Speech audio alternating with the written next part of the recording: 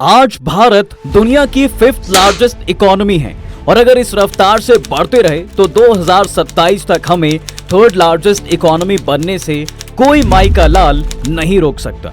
ये शब्द हमारे देश के प्रधानमंत्री नरेंद्र दामोदर दास मोदी का तकिया कलाम बन चुके हैं। वहीं पीएम मोदी के इन शब्दों पर वर्ल्ड बैंक से लेकर IMF तक अपनी मुहर लगा चुके हैं। आपको नौकरी मिले या ना मिले, किसानों की इनकम डबल हो या ना हो, लेकिन ये जो 3rd लार्जेस्ट इकोनॉमी वाला कीर्तिमान है ये एक्चुअली स्थापित हो सकता है। It is possible. अब ये तो अच्छी बात है, पैसा ही पैसा होगा, वो भी इंडियन पासपोर्ट पर ही। यानी अमेरिका कनाडा जाने का झंझट खत्म, यानी अब नो स्ट्रेस। लेकिन वेट, अब हम आपको ये कहें कि इससे आपको 2 वक्त की रोटी के भी लाले पड़ सकते हैं, इससे आपकी हालत सुधरने की बजाय और ज्यादा बिगड़ भी सकती है। तो फिर इस $5 ट्रिलियन इकोनॉमी का क्या फायदा? फायदा है लेकिन आपको नहीं। कैसे समझाते हैं, बने रहिए वीडियो के एंड तक। देखिए, नो डाउट आज हम फास्टेस्ट ग्रोइंग इकोनॉमी है, लेकिन अगर आप 1 मिनट के लिए इंडिया की इस गोल्डन एज से हटकर इंडियन इकोनॉमिक स्टेटस को पर कैपिटा इनकम की टर्म्स में देखते हैं तो कहानी बिल्कुल उसके उलट नजर आती है।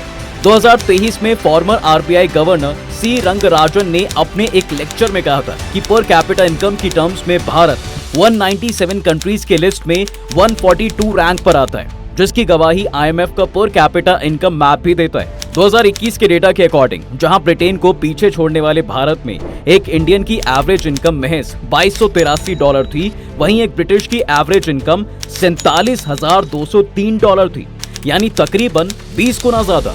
अब ऐसे में आप सोच रहे होंगे कि ये कैसे पॉसिबल है? जब भारत दुनिया का 5वां सबसे अमीर देश है तो उसकी जनता गरीब कैसे?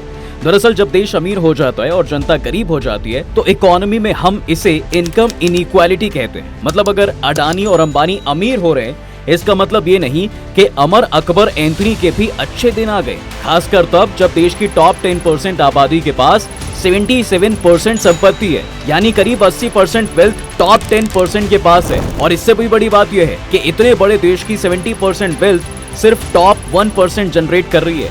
इस संपत्ति से तो लोग रोल्स रॉयस, लैम्बोर्गिनी खरीद रहे हैं। XUV की तो वेटिंग लिस्ट चल रही है। अब आप कहेंगे कि इसमें क्या गलत है? देश में जो करीब 80 करोड़ आबादी है, जो देश का निचला आधा हिस्सा है, उनकी इनकम भी तो बढ़ रही है। हाँ, ये सच है कि उनकी इनकम भी बढ़ रही है, लेकिन महज 1%, जबकि रूरल रिटेल इन्फ्लेशन रेट 5.28% है और अर्बन एरियाज में रिटेल इन्फ्लेशन रेट 4.15% है। यानी एक चीज पहले 100 रुपए की जो मिल रही थी अब 105 रुपए में मिल रही है। आप खुद सोचिए कि एक आम आदमी जिसकी महीने की कमाई 12,500 रुपए के आसपास है, वो कैसे जरूरत की चीजें खरीदेगा? ऐसे में लोग महंगाई को मात नहीं दे पाते हैं और हर साल 6 करोड़ लोग गरीबी रेखा के नीचे खिसक जाते हैं। सरकार खुद ये मानती है कि देश में 80 करोड़ से ज्यादा लोग गरीब हैं, तभी उन्हें मुफ्त में अनाज दिया जाता है। सरकारी आंकड़ों पर यकीन करो तो जिन लोगों को मुफ्त राशन बांटा जा रहा है उनमें सबसे बड़ी संख्या उत्तर प्रदेश के लोगों की है। उत्तर प्रदेश की करीब 20 करोड़ पॉपुलेशन में से 15.21 करोड़ पॉपुलेशन यानी करीब 76% इस स्कीम के दायरे में आती है। लेकिन क्या मुफ्त अनाज इस प्रॉब्लम का सॉल्यूशन है?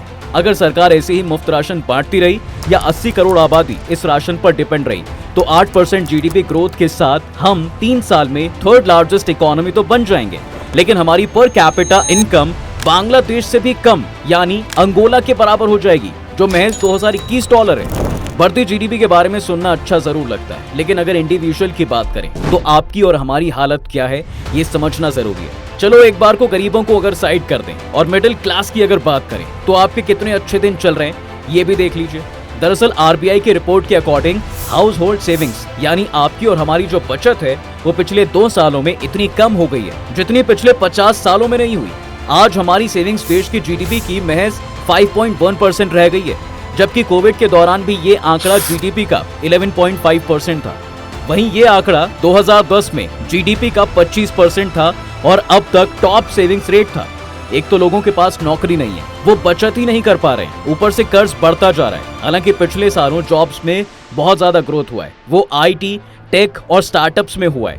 कुछ टाइम के लिए तो लगा था जैसे स्टार्टअप रिवॉल्यूशन हो रहा है, लेकिन मंदी के बाद इंटरनेशनल फंडिंग बंद हो गई, जिससे कई न्यू यूनिकॉर्न्स बंद हो गए। कई स्टार्टअप्स बंद होने के कगार पर आ गए। 110 प्लस स्टार्टअप्स में करीब 30,000 लोगों ने अपनी नौकरी खो दी। ऐसा मत समझिए कि अगर आप किसी बड़ी IT कंपनी में हैं तो आप सेफ हैं। 6 महीने में इन्फोसिस, विप्रो और HCL में 25,000 नौकरियां गई हैं। भारत को उन लोगों के लिए 20 करोड़ नई नौकरियों की जरूरत है जो वर्किंग एज के हैं और एजुकेटेड हैं। नहीं तो छोड़ो, जो जॉब्स अभी मार्केट में है वो भी अब धीरे धीरे कम हो रही हैं और इसे लेकर हर जगह मारामारी चल रही है। और सरकारी नौकरियों की तो बात ही मत कीजिए, वहाँ तो कई हजारों में से एक को मौका मिलता है। तो अगर ऐसे में हम थर्ड लार्जेस्ट इकोनॉमी बन भी गए तो क्या फायदा।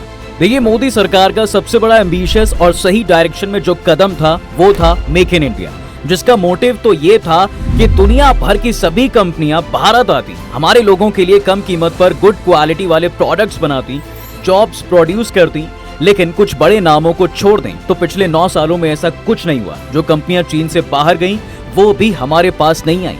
लाओस, वियतनाम, कंबोडिया, इंडोनेशिया ऐसे देशों में चली गई। अगर एक दशक में ईयर ऑन ईयर बेसिस पर देखा जाए तो लास्ट ईयर सबसे कम FDI ग्रोथ रेट रहा है, यानी लोग हम पर कम पैसा खर्च कर रहे हैं। कम पैसे का मतलब है कम ट्रेड का मतलब है कम कारखाने का मतलब है कम रोजगार, और कम रोजगार का मतलब है कि पर कैपिटा इनकम। हालांकि मंदी की वजह से पूरी दुनिया में इन्वेस्टमेंट कम हुआ है, लेकिन जो गुड बिजनेस डेस्टिनेशंस हैं लाइक सिंगापुर और UAE, वहां अब भी मोटा पैसा जा रहा है। लेकिन इंडिया में इसका उल्टा है। GDP में मैन्युफैक्चरिंग सेक्टर का कंट्रीब्यूशन सबसे ज्यादा होना चाहिए, लेकिन ये और कम होता जा रहा है। कुछ हेडलाइंस में डी इंडस्ट्रियलाइजेशन की बात की जा रही है, यानी एग्रीकल्चर पर डिपेंडेंसी ज्यादा हो रही है और इंडस्ट्री कम हो रही है, यानी हम 70 साल पीछे जा रहे हैं। ऐसा इसलिए हो रहा है क्योंकि हर मास्टर स्ट्रोक की तरह मेक इन इंडिया का प्रोपेगेंडा तो बहुत अच्छा था, लेकिन इम्प्लीमेंटेशन उतना अच्छा नहीं था। इसके ऊपर रेड टेप है, टैक्स टेररिज्म है और सोशल टेंशन अलग से।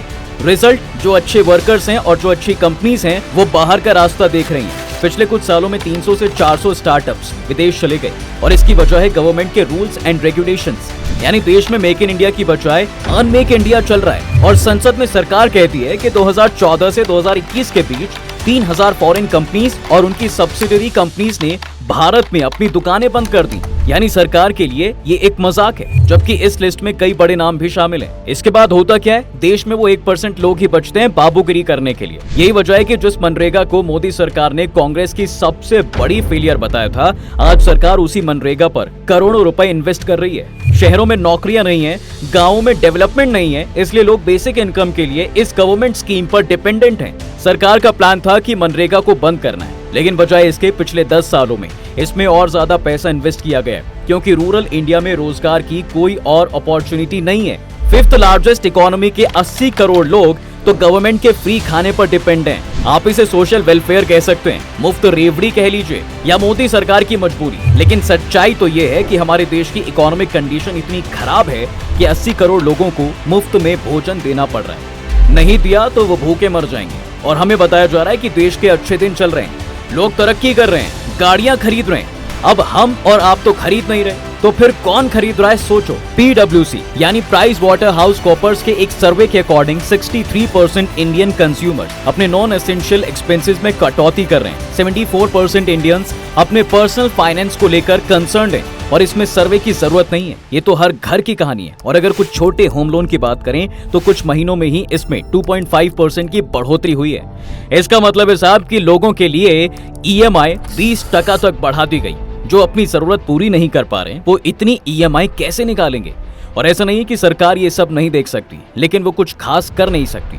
सरकार खुद बहुत बड़े लोन क्राइसिस से गुजर रही है, अब वो कहां से और पैसा निकाले। हमारी सरकार की डेट टू GDP रेशियो 82% है, जो हेल्दी नहीं है। ये कोई छोटी रकम नहीं है। वहीं ग्लोबल रेटिंग एजेंसी मूडीज ने 2024 में ग्रोथ फोरकास्ट को भी 6.5% से घटाकर 6.1% कर दिया। ये इसलिए बताना जरूरी है कि हमारा टारगेट कुछ भी हो, चाहे $5 ट्रिलियन का हो या थर्ड लार्जेस्ट इकोनॉमी का, हमें अगर हालात सुधारने हैं तो 4 से 5 साल तक ग्रोथ रेट को 8% पर रखना होगा। लेकिन कोई भी रेटिंग एजेंसी, चाहे सरकारी हो, RBI या कोई भी इंटरनेशनल रेटिंग एजेंसी हो, कोई भी हमें 6% से ज्यादा नहीं दे रही है। ऊपर से रुपए की वैल्यू गिर रही है, वो अलग। माफ कीजिए निर्मला जी, मेरा मतलब था कि डॉलर बढ़ रहा है, तो क्या हमारी कॉम्पिटिटिवनेस बेहतर हो रही है? हम चीजें खरीद पा रहे हैं? आप खुद सोचिए। अब सरकार के आंकड़े भी सच्चाई को छिपा नहीं सकते। अब आप कहें कि चलो मान लिया हमारे हालात खराब है, लेकिन इसका सॉल्यूशन क्या है? तो सॉल्यूशन तब मिलेगा जब आप मानेंगे कि रियलिटी में प्रॉब्लम है। अगर हमें रियल में ग्रोथ चाहिए तो सरकार को सिर्फ 10% लोगों को ही नहीं, बल्कि इक्वल ग्रोथ की बात करनी होगी, इक्वल रिसोर्सेज की बात करनी होगी। जीडीपी के साथ साथ पर कैपिटा पर भी फोकस करना होगा, क्योंकि वो 10 लोग जीडीपी बढ़ा सकते हैं, लेकिन वो 10 लोग पूरे देश की ग्रोथ को जस्टिफाई नहीं कर पाएंगे। इसके लिए सबसे पहले सरकार को टैक्स कम करना होगा, जो तीसरे कार्यकाल में निर्मला सीतारमण ने और बढ़ा दिया, क्योंकि सबसे ज्यादा टैक्स आम आदमी भरता है। इसके अलावा खर्च कम करना होगा, अपनी रेवड़ी स्कीम्स पर लगाम लगानी होगी, ताकि बैंक में आपकी और हमारी सेविंग्स बढ़े। इसके बाद कंपनियों को बैंकों से इन्वेस्ट करने के लिए जो पैसा मिलता है वो सही इंटरेस्ट पर मिले। दूसरा स्टेप थोड़ा और मुश्किल है। दरअसल हमें दुनिया को यह विश्वास दिलाना होगा कि भारत किसी के साथ अलग बिहेवियर या अलग डीलिंग नहीं करता है। रूल सबके लिए इक्वल हैं। कल अचानक किसी खास दोस्त के लिए नियम नहीं बदल जाएंगे, ताकि विदेश से कंपनी आकर अपनी फैक्ट्रियां लगा सके। तीसरा स्टेप थोड़ा और मुश्किल है। दरअसल ईडी जैसे गवर्नमेंट डिपार्टमेंट्स का यूज सिर्फ law and order, tax compliance के लिए ही होना चाहिए, ना कि पॉलिटिकल कंप्लायंस के लिए कि ईडी को कहीं भी लगा दिया। हमारे देश में ये जो टैक्स टेररिज्म है, इसे रोकना होगा। और यहाँ हम कांग्रेस या बीजेपी की बात नहीं कर रहे हैं, ये टैक्स टेररिज्म हर जगह था। और आखिर में चौथा और सबसे मुश्किल स्टेप, हाल ही में मूडीज की रेटिंग एजेंसी ने भारत को Baa3 रेटिंग दी। इसने आउटलुक को सुटेबल रखा, लेकिन एक चेतावनी भी दी। चेतावनी और चिंता ये थी कि भारत में सिविल सोसाइटी और पॉलिटिकल डिसेंट को तोड़ा जा रहा है। देश का सोशल इंडेक्स उनके स्टैंडर्ड्स के हिसाब से अच्छा नहीं है।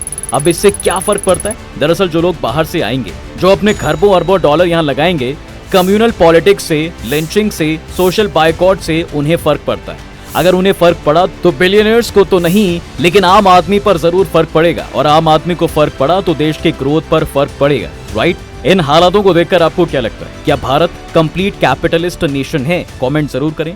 वीडियो को लाइक, शेयर और चैनल को सब्सक्राइब करना बिल्कुल ना भूलें।